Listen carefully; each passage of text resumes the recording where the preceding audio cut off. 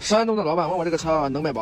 看这个车能行吗？上车透一透，瞧一瞧。今天咱讲一下这个什么电这个空调。很多我这个车友说，这个空调打开制冷或制热的时候，不管是 AC 也好 ，heat 也好，这个前边这个有这种异响，而且呢还有这种震动感，嗡嗡的，咔哧咔哧的，就这种感觉。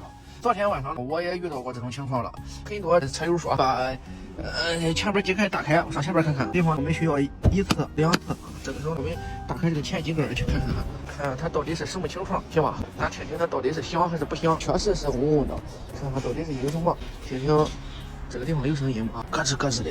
我这个这样听的话是没有声音的，这样听是没有声音的，这样听是没有声音的话就是正常的。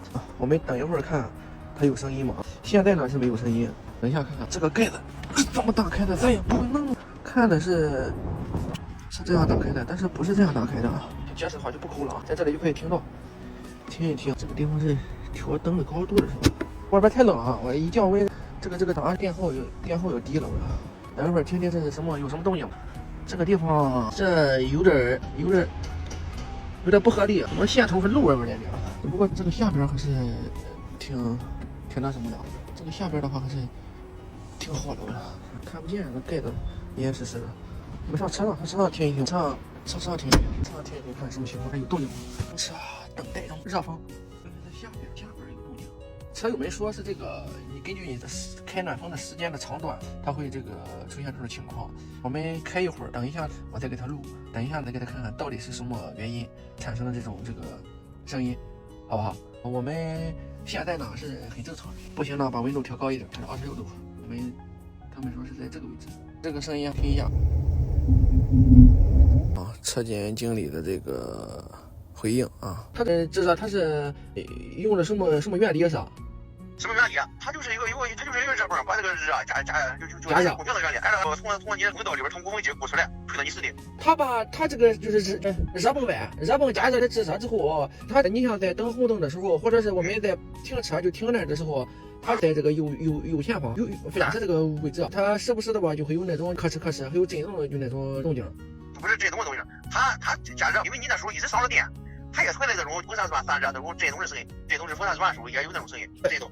那它这个震动讲一下，这个是正常还是不正常？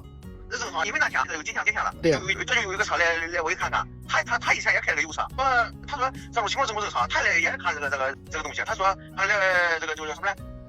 油钱，他就问我什么声音，我给看看他的试试，往他说就行了，没什么问题。是的，因为我昨天吧，我平时我这个没怎么开这个暖风，昨天吧我冷，我开暖风，正好我就听到前边咔哧两声，这个还有震动的这种感觉，我寻思回来这灯是要吓我一跳。他并不是说你带出的时候什么都不动是电供着电，他带出的时候你还得需要给你这个电机散热，还得需要给你如果说是温度高了之后还需要风扇转，这都是工作的。那就说他有它发生这种动静，属于这个是正常的呗。对呀，只要是它不光响，就证明它没问题。对，你就什么意思？你在家那个空调，室内机给你输风，对，有个室外机上，对，工作了，是，是不是？都是。行，今天咱就先聊这么多吧哈。你看，人多力量大，我们车友很多，发生了问题，及时去讨论、解决、去分析这个问题，去主动去测试。这样什么呢？我们在用车中遇到一些这个小问题，基本上都可以去解决一下、分析一下。再一个呢，不管什么车，它这个就像人一样，人无完人，况且它是个物品。如果说它某一个厂家能做到这个完美，这样的那个厂家可能是把市场已经垄断了。我们都想花钱买最好的。行，这样基本上今天就讲这么多。所以说呢，我们平时用车的时候发生的这些问题啊，及时在群里反馈车友群，这样我们会更加的快速的去把这个问题解决，也会让我们的这个心里得到一个答案。那行，今天咱就聊这么多，明天见。